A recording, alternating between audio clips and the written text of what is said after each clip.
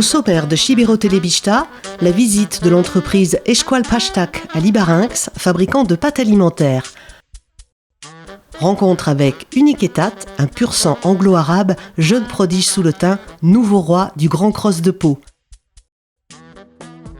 Après 50 ans de bons et loyaux services, le docteur Bouchette est l'invité du mois.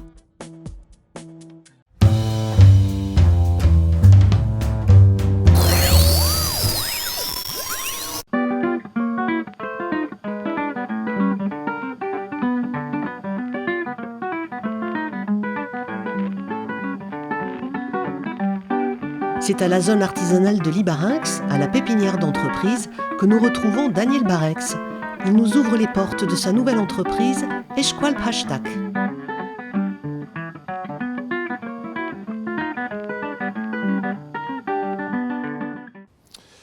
Oui, dans mon parcours, c'est 24 années d'expérience dans l'agroalimentaire et que j'avais envie d'entreprendre par moi-même, de revenir travailler en Soule. Donc j'ai fait une étude de marché, sommaire, mais au final il en ressortait qu'il y avait peut-être une place pour démarrer cette activité. Donc ce qui caractérise la fabrication artisanale, c'est qu'elles sont formées à travers une filière en bronze.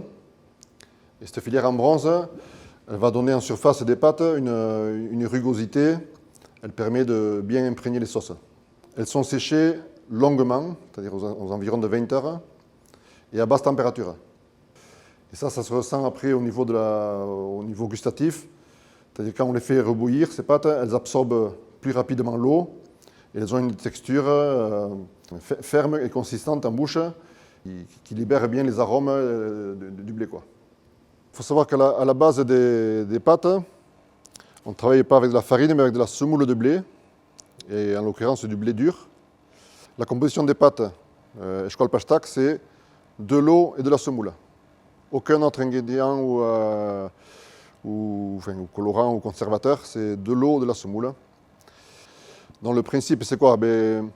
Moi, je réceptionne la semoule en sac de 25 kg. Donc je prends ces sacs que je mets à mélanger avec le bon pourcentage d'eau dans une trémie. Ça tourne pendant environ un quart d'heure. Une fois que ça a tourné, ça bascule sur la deuxième trémie.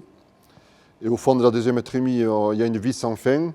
Et cette vis sans fin, elle va faire ce qu'on appelle l'extrusion.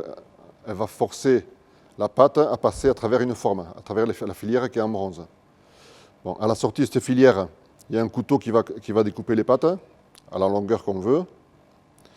Et une fois qu'elles sont découpées, les pâtes tombent dans un panier sur lequel on va les étaler.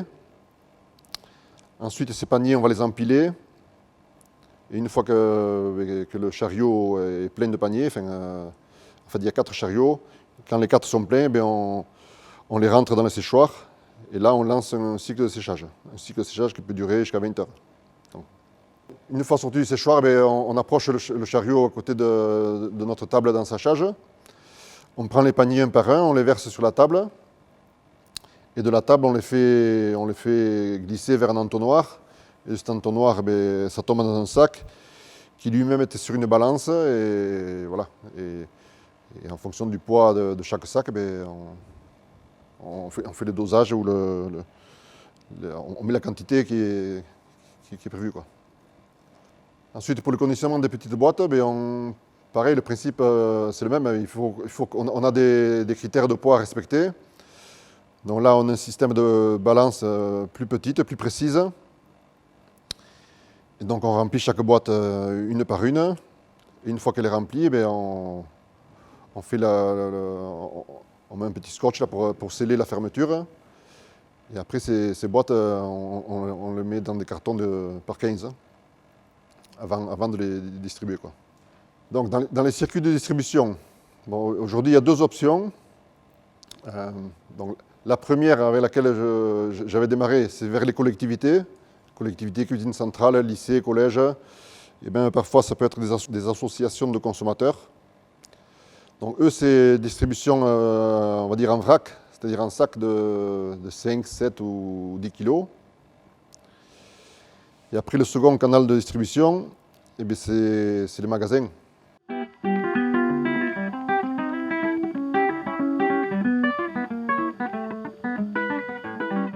d'abord obtenu un bac S, mention assez bien, au lycée Pays de Soule à Chérotte. Ensuite, j'aimais bien les sciences, donc je me suis dirigé vers un DUT génie biologique option agroalimentaire à Mont-de-Marsan, que j'ai obtenu en 2 ans. Donc j'ai intégré la licence commerce marketing en agroalimentaire à l'école Sud Management d'Agen, qui se fait en alternance. Donc c'est comme ça que j'ai atterri ici en août 2020. Ici, je suis amené à faire un peu de tout, donc j'aide aussi à la production, à la mise en sac. Au niveau du commerce, c'est beaucoup de démarchage, de rendez-vous avec les clients pour nous faire connaître. Je fais aussi des livraisons, puis de la communication sur les réseaux sociaux et sur notre site internet.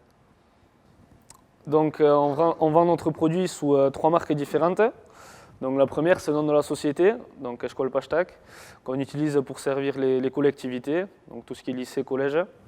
Ensuite, on a la marque Chala Pashta, qu'on va utiliser dans les circuits de grande distribution. Et pour finir, on a la marque Abakia, qu'on utilise pour les épiceries fines et les épiceries bio. Donc une boîte, elle se présente comme ça, donc on a le nom de la marque, si c'est de la semoule nature ou semi-complète. Et ensuite, on peut voir le format à travers le petit opercule. Sur le côté, on a un peu l'historique, l'histoire de la marque. Pourquoi on l'a appelée comme ça, comment elle a été fabriquée, donc avec un moule en bronze, un séchage de 18 heures et à basse température. Derrière, on retrouve donc les ingrédients, la composition, le format de la boîte, enfin ce que l'on trouve, le format de la pâte, le temps de cuisson, le numéro de l'eau à consommer de préférence et le point net. Et on retrouve donc ces deux côtés en français et en basque. Donc on se trouve devant ce qu'on appelle une PLV, donc une publicité sur lieu de vente. Donc j'ai décidé de réaliser ce projet dans le cadre de mes études, en accord avec Daniel. Donc on a commencé à réfléchir sur comment on allait le confectionner, avec quels matériaux, puisque ça devait répondre à certains critères. Donc le premier, que ce soit un produit assez robuste, puisqu'il va être amené à être présent dans des magasins avec du monde qui circule. Donc il ne fallait pas qu'il tombe au premier coup de caddie. Ensuite, que ce soit un matériau qui rappelle l'artisanat aussi, qu'on puisse bien voir le produit, qui est quand même le but d'une PLV. Ensuite, pour un côté un peu plus utile, on l'a rendu un peu maniable en y ajoutant des roues dessous. Et pour finir, on a fait derrière un petit espace pour pouvoir ranger les cartons. Ça, c'est le côté utile pour les membres du magasin, qui n'aient pas à faire des allers-retours à la réserve pour remplir la PLV et qu'ils aient les cartons directement derrière. Oui, dubi urte eta abiatu ginezala lan berri hortan. Lehen nahi dut eskertu eta laguntun nahien eta gentiko horo, familia, netako plaze bat da Sibiun lan egitea. Lan hilat juiteko bide gutiko badut. Nahiz eta geho libratzen eta hola baden bide, beste plaze bat da, be enpresen sortzia eta be bizien kudeatzia, hola. Bi urte abiatuik beraz eta agian lusanko.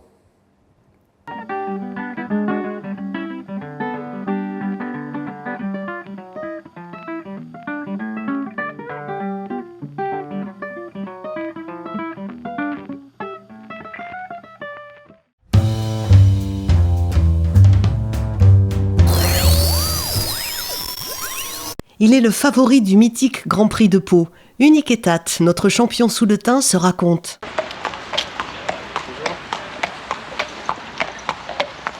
C'est aujourd'hui le grand jour, la course la plus importante. Le Grand Cross de Pau-Réverdy, une étape déterminante pour la suite de ma carrière. Tout le monde est là pour m'encourager. Mon jockey, Félix de Gilles, avec sa casaque aux couleurs du Pays Basque. Mon entraîneur, Hector de la Jeuneste. Mon amie Pauline. Je porte fièrement les couleurs basques. Mon cœur bat à l'unisson de la Soule qui m'a adopté. J'y ai beaucoup de supporters. L'espace d'un instant, je me souviens de mes premiers pas. Oui, je me souviens bien de la naissance d'Uniqueta en 2015. C'était un beau poulain très, très gentil, mais aussi très qualiteux, comme ses frères et sœurs, très, très joueurs.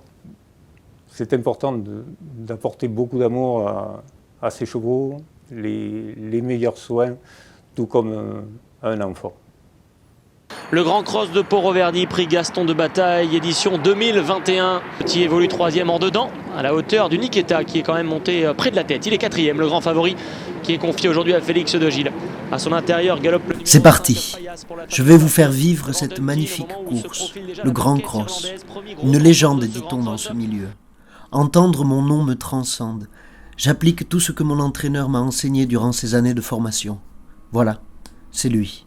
C'est grâce à lui que cette vie de rêve a commencé. C'est chez lui, dans son écurie, que je m'entraîne très sérieusement. Alors avec Uniketa, on a un point qui est assez commun tous les deux, c'est qu'on est tous les deux assez jeunes dans notre métier, dans notre discipline. Donc lui, il fait partie des chevaux les plus jeunes qui sont en tête de leur discipline, c'est-à-dire le cross-country. Donc il va s'aligner cette année au Grand Cross de Pau à l'âge de 6 ans. Donc c'est vraiment l'âge le plus jeune où on peut participer à ce genre d'épreuve aussi exigeante. Pour ma part aussi, qui suis un jeune entraîneur, à l'époque où je me suis installé en février 2015, j'étais le plus jeune entraîneur de France. Donc on est tous les deux assez jeunes dans le mouvement. C'est un cheval qui a toujours été extrêmement doué sur l'obstacle, qui a montré toujours beaucoup de fond, beaucoup de tenue. Donc un cheval qui pouvait faire des longues distances, qui était à son jeune âge particulièrement un petit peu trop fougueux et un petit peu... voilà, il avait besoin dans sa tête de comprendre un petit peu comment ça se passait. Il avait tendance à vouloir en faire un petit peu trop, mais il avait toujours montré de la qualité. Et donc une fois que le cheval, avec le temps et l'âge et l'expérience, a pu s'apaiser un petit peu, il a pu exprimer la totalité de son potentiel. Alors le cheval fait toujours un petit peu d'échauffement au marcheur, donc il va marcher pendant 3/4 d'heure, 1 heure avant d'être scellé et de partir à la piste. Une fois à la piste, il va faire un premier galop assez léger de mise en jambe d'environ 2500 mètres. Et après, il refera un canter, donc un galop un peu plus soutenu pour faire une bonne ouverture de poumon et pour faire les derniers réglages et les derniers préparatifs avant la course. Assez impressionnant. Uniketa qui y rentre gaillardement au cœur du peloton. Delahaye Bellevue qui en ressort un peu timidement, mais pour le moment pas de souci pour tout le monde. Disco Dotti qui longe la corde, est 5e à la hauteur d'Uniketa qui lui reste plutôt au centre. Derrière on retrouve Blason d'Or. Dunkin est à son extérieur avec Thomas Borin. Patience, patience. Laisse dormir ta fougue. Attends ton heure. Voilà ce que me dit mon entraîneur. J'obéis, j'observe, je garde ma place dans le peloton de tête, comme on me l'a conseillé. Je ne peux pas m'empêcher de penser à ceux qui sont à mes côtés tout au long de l'année. Ma petite copine Pauline, si douce avec moi, elle qui depuis ce matin me chouchoute et me prépare pour que je sois le plus beau. Mon travail, ça va être d'emmener Uniketa le jour du Grand Cross. Donc je vais l'emmener au box à l'hippodrome. Donc là, on va le préparer, on va le faire beau, on va essayer de faire ça dans le calme pour que le cheval ne stresse pas pour la course. Donc ensuite, on va l'emmener au rond de présentation, où comme ça, il sera vu à la télé. Et donc on va l'emmener à la course. Donc là, le jockey va le prendre, va monter dessus. Et ensuite, on va le récupérer et faire en sorte qu'il marche assez longtemps pour qu'il puisse récupérer de sa course et le faire boire pour le réhydrater. Disco Dotti se retrouve maintenant une nouvelle fois 3/4e avec Uniketa, le grand favori qui a la bonne course pour le moment. La bonne course. C'est exactement les consignes de départ. Calmer mon ardeur. Mais je commence à prendre de l'assurance et je prends la tête de la course. Uniketa, formidable sur la terre. Ça s'est bien passé pour l'ensemble du peloton, mais Uniketa a été parfait sur le gros passage de route et il s'est ainsi propulsé devant. Je me sens fort. Une pensée pour mon maréchal Ferrand qui vient de passer me voir pour me soigner un petit bobo qui cette semaine nous a fait un peu peur.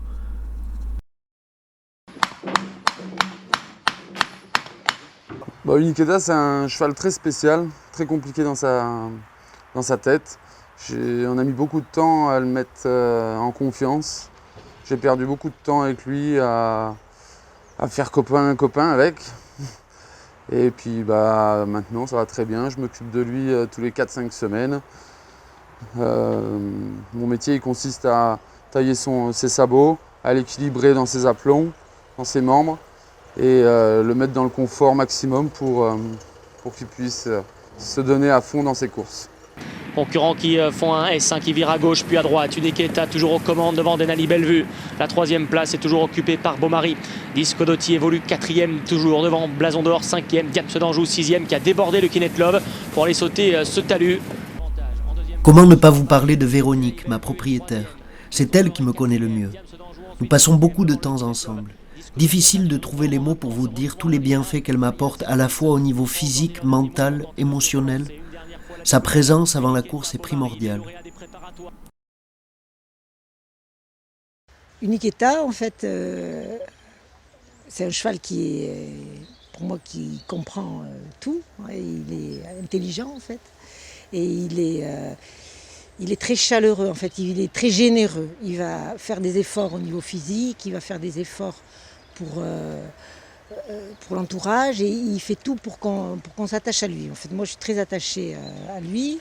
Je m'en occupe régulièrement puisque je fais des soins shiatsu. En fait, c'est une technique japonaise qui est issue de la médecine traditionnelle chinoise qui permet en fait d'améliorer tout ce qui est physique, mental et émotionnel. Donc je passe quand même pas mal d'heures avec lui en faisant du shiatsu, et donc on a une complicité. Et voilà, donc c'est comme si on arrivait à communiquer sans parler. Donc tous les efforts qu'il fait en course, pour moi, c'est un rendu de tout ce que les gens lui apportent au niveau soins, l'entourage, que ce soit le personnel de l'écurie, l'entraîneur. En fait, on dirait qu'il fait... alors, il court bien sûr parce que je pense qu'il aime ça, hein, mais aussi il fait pour rendre un petit peu aux gens ce qu'on lui donne, quoi. Enfin, c'est mon impression, après ça reste mon impression. C'est interne, la joie. Moi, après une victoire, je ne vais pas exploser de joie, c'est interne en fait. Je suis heureuse, mais de l'intérieur, quoi. Et puis je suis heureuse de voir les gens heureux, de voir tout ce qu'il apporte autour de lui, voilà. Mais moi, je ne vais pas exploser de joie dans l'immédiat. C'est plus interne. C'est une joie profonde en fait. Et donc moi, ce que j'aimerais, c'est qu'il reste tout le temps en bonne santé, qu'il vraiment fasse une carrière longue, et puis voilà, et puis en prendre soin le plus longtemps possible, quoi. Puis bien sûr qu'il gagne des grosses épreuves. Pour l'instant, il a fait des crosses au meeting de Pau. Il a fait l'année dernière des crosses jeunes chevaux, 3 crosses jeunes chevaux. Et cette année, il a fait des préparatoires, et là, il se prépare pour le grand cross. Mais après, il a la possibilité de faire des courses à l'étranger, comme Cheltenham, où il y a un cross-country qui est quand même très réputé. Donc oui, je sais que l'entraîneur aimerait bien y aller, et puis moi aussi. Donc voilà, s'il en a la possibilité et les capacités, on aimerait bien qu'il aille défendre ses chances là-bas. Pour aller sauter une deuxième et dernière fois le gros passage de route.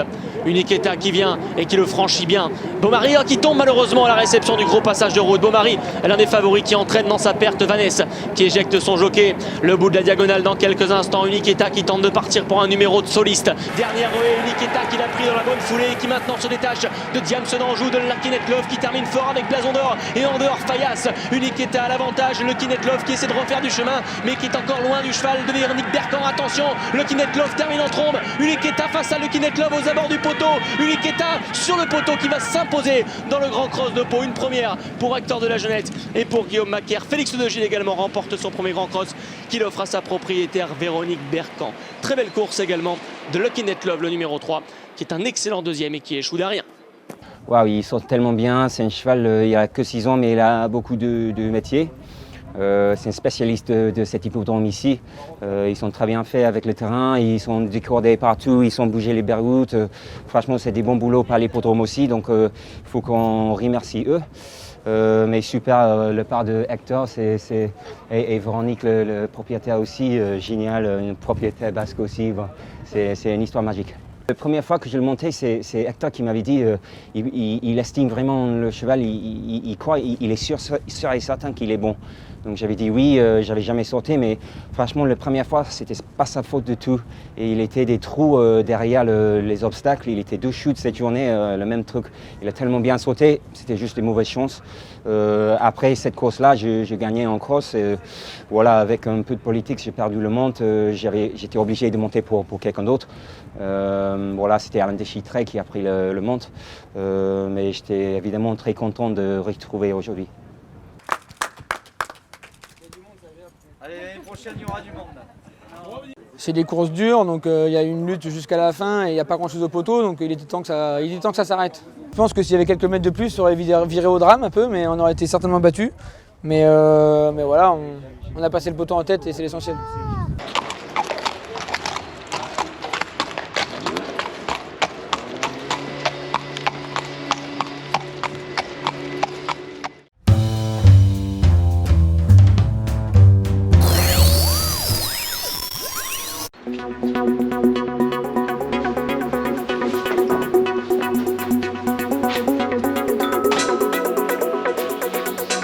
À la demande de nos fidèles internautes, Gilda reçoit le docteur Bouchette pour un second reportage bien mérité au terme de ses 50 ans de carrière professionnelle. Vous allez bien? Asseyez-vous. J'ai trouvé assez facilement, pas de problème. Docteur Bouchette, mais vu qu'on ne peut plus venir vous voir, moi je suis ravie de vous accueillir ici. Oui, c'est gentil de m'avoir accueilli. En fait, je me rapproche de la Soule, parce que maintenant je suis beaucoup plus libre qu'avant. Je n'ai plus d'horaire parfait. Je suis à la retraite. Je ne travaille plus, je ne suis plus médecin. Je suis encore docteur, mais je n'ai plus mes activités de médecin, de pédiatre. Et comment vous vous sentez face à ça? Pour moi, c'est quelque chose de très difficile. Très difficile, parce que j'ai été tellement occupé que jusqu'à il y a 2 mois et demi, on a obligé que je ne travaille plus. Et on m'a dit maintenant, il va falloir arrêter parce que vous avez des choses qui vous interdisent de continuer. Alors en pédiatrie, on peut donner des conseils, mais c'est vrai que c'est très important. Moi, je trouve très important de voir les enfants comment il faut. Je m'en rends compte parce que la façon qu'ils ont, tout petits, d'écouter, de jouer avec nous, entre nous, d'écouter, d'être là avec une voiture, une poupée, un jeu ou des choses comme ça, en fait, ils écoutent. Ils sont pas absents. Ils sont là en train d'écouter. Et je trouve qu'un tout petit enfant entend, écoute, et c'est vrai que moi, quand il m'arrive, par exemple, de me pencher et de dire à un enfant, tu sais, tu es avec ta maman, où elle est ta maman, elle est ici, et qu'on puisse parler et faire inclure les parents et des enfants qui sont ici ou là, en train de jouer, etc. On peut avoir un comportement que je trouve très important. Et arriver à inclure un enfant dans un groupe. Alors comme vous voyez, mon cabinet, il est relativement grand, donc ils peuvent être un petit peu plus loin. Mais lorsqu'un enfant devient plus grand, il va aller être plus loin, mais il écoute. Il sait ce qu'on dit, parce que lorsque, par exemple, disons, l'enfant s'appelle Jean. On parle et on dit « Qu'est-ce que tu en penses, Jean ?» Il se retourne et on se rend compte qu'il était en train d'écouter. Et que ce n'est pas une sorte d'absence totale. Moi, je trouve que c'est très important tout d'un coup d'inclure l'enfant. « Ouh, t'es tout mignon, t'es bien habillé, Jean. Qu'est-ce que tu as mis aujourd'hui pour venir me voir ?» Ou bien « Viens, etc. » Tout d'un coup, on se rend compte que l'enfant n'est pas absent. Qu'il est en train d'écouter et de se laisser à nouveau inclure dans la famille pour pouvoir parler de lui quand il est grand, plus grand, 6 ans, 7 ans, 8 ans. Quand il est tout petit, on joue avec lui. Lorsqu'il est en période pour rentrer à l'école, par exemple, il va jouer avec vous, si vous jouez avec lui. Tout petit bébé, c'est très bien de le prendre, de le regarder. Moi, je sais que quand il est très inquiet, il reste silencieux et avec une sorte de mimique qui est absente, comme un peu celle que je vous montre. D'accord. Vous comprenez? Oui. C'est-à-dire qu'il ne sait pas rentrer avec quelqu'un, ce qui fait que très souvent, je me tiens un peu en arrière de lui pour qu'il n'ait pas cette impression d'être trop près, etc. Tandis que là, dehors, on parle avec lui. Tu es très jolie, tu sais, ta maman t'a mis un beau costume, tu es tout mignon, enfin, etc. Donc, si vous voulez, je trouve que on peut avoir un comportement, une attitude qui serait un petit peu différente. Moi, quitter des enfants comme que je le fais maintenant, est pour moi un gros problème de tristesse, de difficultés à vivre sans plus les avoir après. Et concrètement, du coup, comment vous avez mis en œuvre ce départ à la retraite? Oui, ça ne s'est pas passé d'une façon très facile. Hein. Ça s'est passé d'une façon, je vais vous l'expliquer très rapidement. À mon âge, on a découvert certains ennuis pour continuer à travailler, et cela m'a été interdit.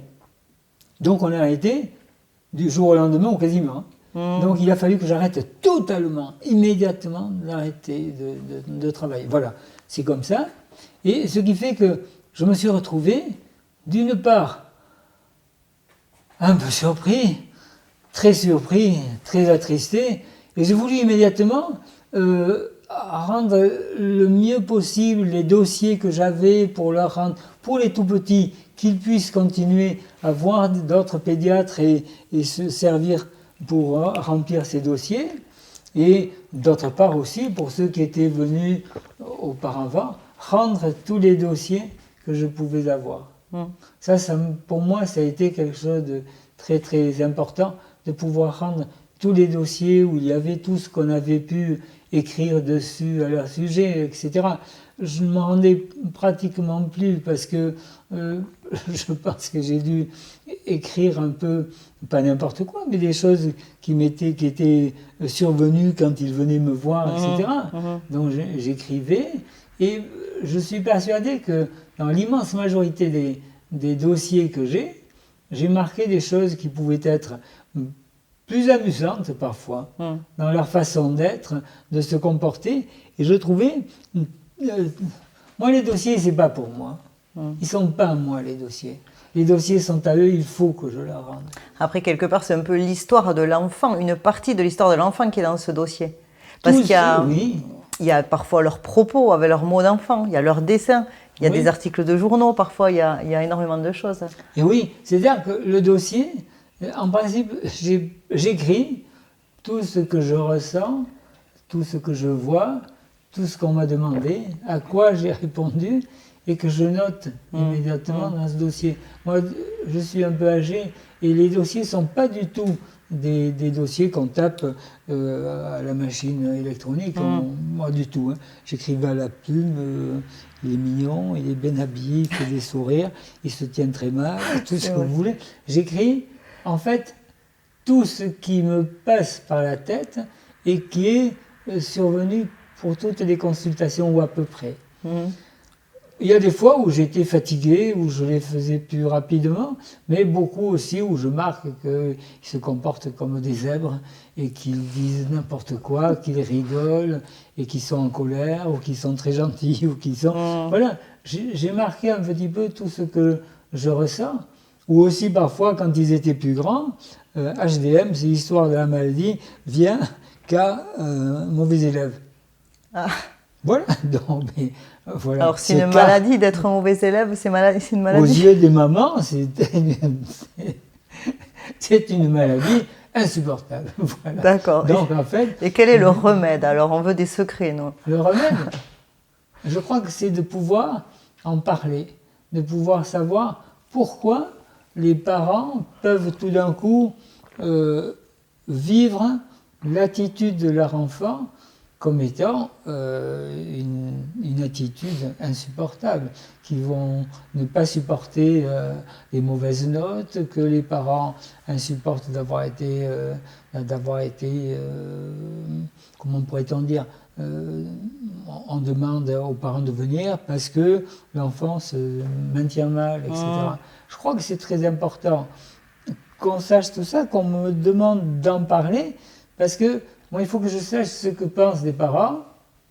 Si c'est possible, parce que je poserai la question pour des enfants plus grands.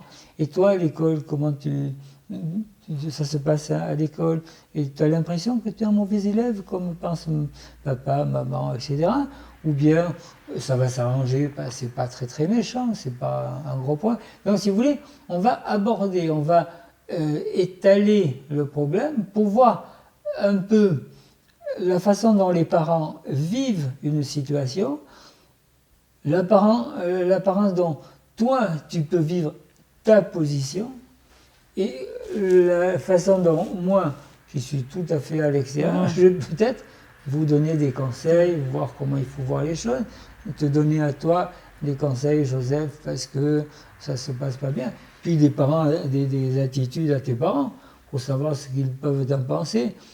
Voilà, et on pourra en parler. Est-ce que vous êtes d'accord pour qu'on puisse en parler? Alors voilà un petit peu ce que moi je fais au cours d'une consultation, comment ça peut se passer, ce qu'on peut dire, etc. Vous êtes médiateur entre les parents, vous êtes un peu médiateur. Sorte, oui. Ouais. Parce qu'en fait, moi, je sais quelle est l'attitude d'un enfant à un certain âge, dans certains niveaux scolaires, comment on peut le faire, et la façon dont moi, qui suis un peu extérieur, peux trouver une solution. Et à l'issue de ces 50 et quelques années de carrière, si vous aviez un conseil à donner aux parents, quel conseil, ou deux, quel conseil donneriez-vous? Je crois que ce qu'il faut, surtout, c'est les écouter beaucoup, réfléchir à ce qu'ils ont dit et trouver la solution pour les accompagner le plus possible. Et j'allais dire que ça, c'est très important, hein, de pouvoir être toujours là pour les accompagner. Et il y en a, en fait, qui sert à tout ça, je trouve, hein, vous m'écoutez bien. Ah oui. En fait, il faut les aimer. D'accord. Je crois que ça, aimer les enfants qu'on a, c'est quelque chose qui est assez fantastique. Alors parfois qu'on crie, qu'on les engueule, qu'on les gronde, oui, c'est possible, mais c'est pas la solution. La solution, elle est sûrement celle de les écouter, de les aimer, et d'être là toujours pour les amener petit à petit à ce qu'ils se débrouillent, qu'ils réfléchissent. Et vos projets, maintenant, est-ce que vous avez des projets, là Oui. Dites-moi. J'ai des... Alors, je n'ose presque pas vous le dire. C'est-à-dire que j'ai cet âge-là, et donc, en fait, je me dis que, sans aller très loin, il y a des promenades que j'aimerais faire avec mes petits-enfants, certains de mes petits-enfants, pour aller me promener sur les crêtes du Pays Basque, qui partiraient en gros de la Soule jusqu'à plus loin, pas jusqu'à la mer, parce que les Souletins sont plutôt habitués à aller en montagne. Donc j'aimerais bien aller de caillolard en caillolard pour voir des bergers qui font des fromages, voir ce qu'ils font comme fromage. Je prendrai une tente pour camper, à côté des caillolards, et mes petits-enfants, aller les voir marcher tranquillement le long des collines, comme ça, des montagnes. Il y en a qui sont jolies et qui font un peu montagne. Et voir quelle est la vie du Pays Basque en été, avec les brebis et les fromages. Voilà. Et les faire découvrir à vos petits-enfants. Les faire découvrir à mes petits-enfants. Donc je compte le faire dans cette année-ci, et peut-être l'année prochaine, si c'est possible. Si on peut sortir, quoi. Oui, ça me fait sortir.